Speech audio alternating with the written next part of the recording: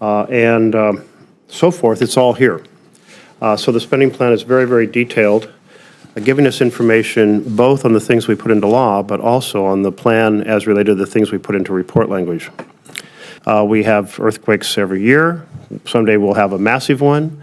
We had a harbor virtually destroyed in southern Oregon, near the boundary of Oregon and California, from an earthquake that happened in Japan because of the formation of the underwater mountains that channeled that energy right towards that spot across the entire Pacific Ocean.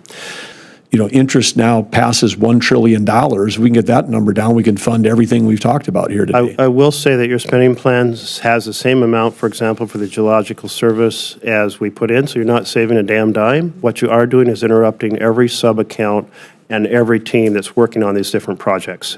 The federal budget process is built on a shared responsibility. Congress sets the direction, and the executive branch implements it. To do that effectively, we rely on detailed spending plans that show not just where the money is going, but how it aligns with both the law and congressional intent. Merkley. So here on the committee, when we put into law the strategy, we specify several things that are specific activities locked into law, but many, many others are in report language. And the report language is designed to give the administration flexibility. And that creates kind of a dialogue about the administration saying, well, we'd like to not do that and do a little more over here and so on and so forth. But it also means that there's a desire for Congress to have the thinking behind the report language honored and discussed. So a spending plan is due to us, and you all provided one. And a normal spending plan, and I'm just going to show the one for the Geological Service. This is 6 pages. And if you want to know what we're going to spend on harmful algae blooms, it's in here.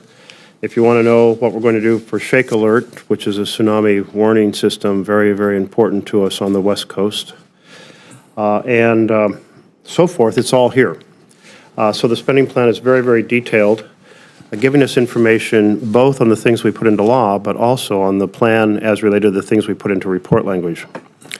When we received your spending plan, and I'm just use Geological Service as an example, it has 3 lines. It has a total amount, which would be found in a normal 6-page spending plan, and 2 sub-accounts that constitute 12% of the spending for the department, which means 88% of this spending plan, we have no idea what you're going to do. Now, let me take ShakeAlert as that example in Oregon.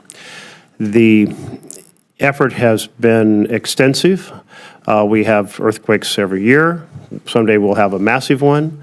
We had a harbor virtually destroyed in southern Oregon, near the boundary of Oregon and California, from an earthquake that happened in Japan because of the formation of the underwater mountains that channeled that energy right towards that spot across the entire Pacific Ocean.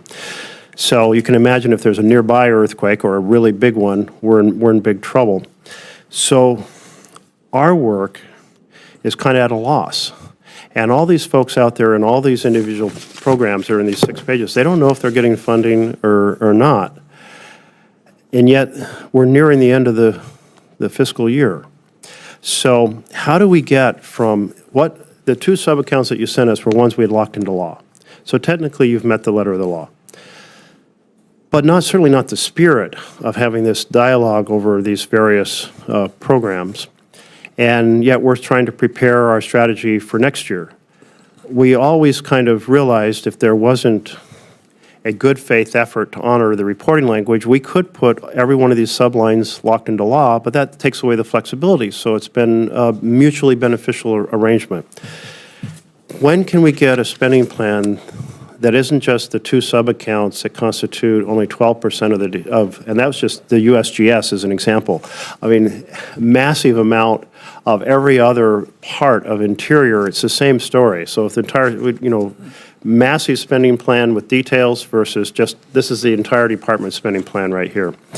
how do we address this? And what is the holdup for getting a vision for all these individual pieces that were laid out in what we put into the report language?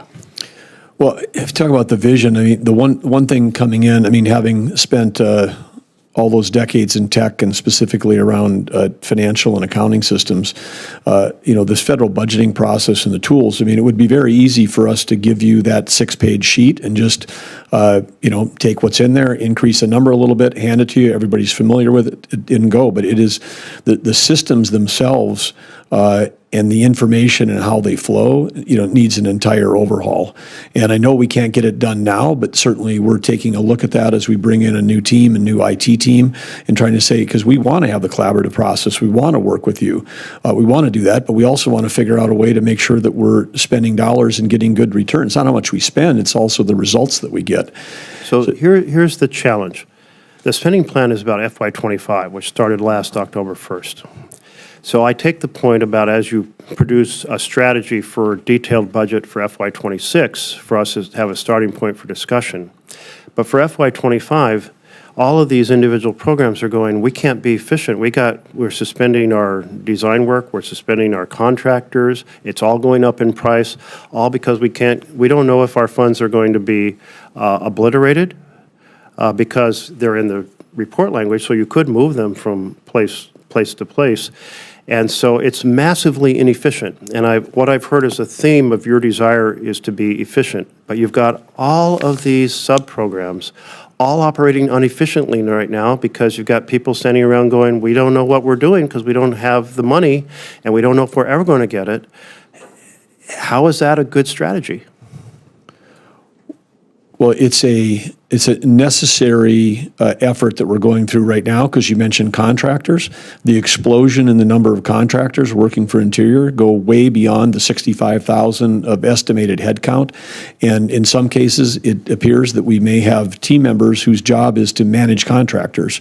And so then it leads us back to, is that work that we should be doing ourselves versus outsourcing to others? And why the huge increase in contractors in the last couple of years? Did we suddenly find it that we're unable to do this work ourselves?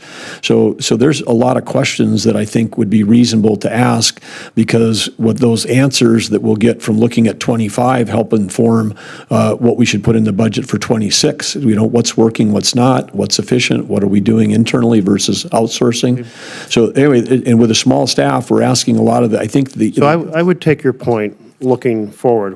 When I ran nonprofits, I tried to do things in-house, not use subcontractors at all, because I could do it much more efficiently, get much more work done. I had complete control. But this is about work that's underway right now being interrupted with no idea what's happening. We have no idea how many canceled contracts. So that work, it's very inefficient. I mean, looking forward to what you want to fund next year, I take your point about this analysis, but for this FY25, what contracts are there with all of these to execute the construction work on new ShakeAlert or the new algae research, or what biologists are standing by waiting to know if they're going to complete that work? And to me, it's horrifically inefficient to interrupt all of that work, nobody knowing what's happening. They don't know, and I understand that technically it is a pause, but is a pause leading to an obliteration of that program, even for the things that were in there for FY25 or so forth? Anyway, I want to make that point that... Unfortunately, what we've received from the Department of the Interior for fiscal year 2025 falls far short of that standard. Agencies like the U.S. Geological Survey provided just a few summary lines, covering only 12% of the total budget. That means 88% of planned spending remains unclear. This lack of detail isn't just a paperwork issue, it's disrupting real programs. Scientists, contractors, and field teams are left waiting. Projects are paused, costs are rising, and critical work is being delayed. We're being told this is in the name of efficiency, but it's creating inefficiency on the ground. We can have a conversation about future reforms and fiscal restraint, and I welcome that. However, We need transparency and accountability for the year we're already in. The American people deserve to know how their tax dollars are being spent, and our programs deserve the clarity to do their work without delay. Looking to the future, huge control by the executive. Looking to FY25, I'm sure there are individual items you're like, well, we want to adjust what we did in FY25. That's why we put them into report language rather than locking them into law. But this is the worst outcome, where we have no idea, and all these programs have no idea if they're getting the money. So I have heard that OMB has locked this up, preventing you from being able to actually give us a spending plan. Is that correct?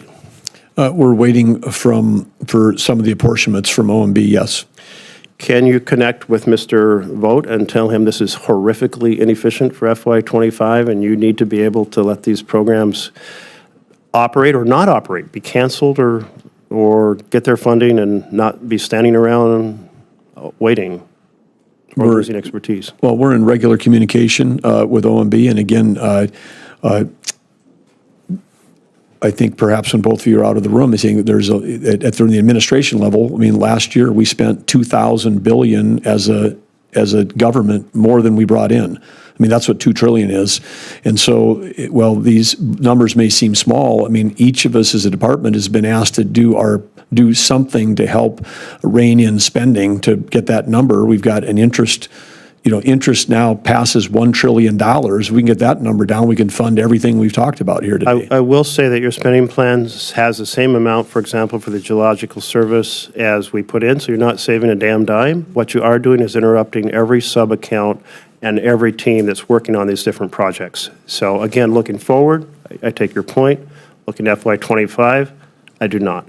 Well, respectfully, they're connected, because understanding, for me to decide whether they should be in the budget for 26, I need to know what they're actually doing in 25 and whether we're doing it ourselves or doing it with a contractor. So while you're saying they're not connected, I think they're completely connected in terms of us having information about what would we fund going forward based on what we learn about this year's. Well, it's hard to learn much about this year if you don't ever get a spending plan implemented and the year is over or half gone. It ends on on September 30th.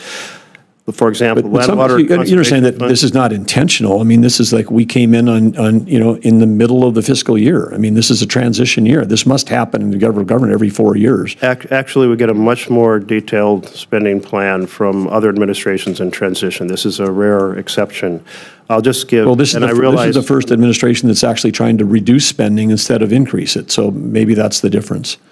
Well, you're not the first administration that's looked for efficiencies, but my point is you're creating vast inefficiencies while you're bragging about doing efficiencies. And therefore, you really need to be honest with the American public about the damage you're doing to the institutional knowledge and the fact that people are standing around waiting for their funding, not knowing that projects interrupted and they're going up in cost. All of these are not factors you should be bragging about to the American people because they're inefficiencies. They're wasting our American money. Look to FY26, see your changes that you want, but don't come here and tell us that by interrupting programs and running up costs that you're doing something efficient. I think. Well, I just want to be clear. I'm not bragging about anything. There's no bragging going on. I mean, we all share this. We're all Americans, and we're all facing the same overspending problem. I just heard you say that you're the only folks in the history of the country that have looked to create lower costs, and that it's just not true. Well, and you are bragging about that, but you're disrupting programs and making them less efficient. I'm going to turn this back to the chair. Yeah, I think the point that needs to be made here is when we are dealing with a full year CR,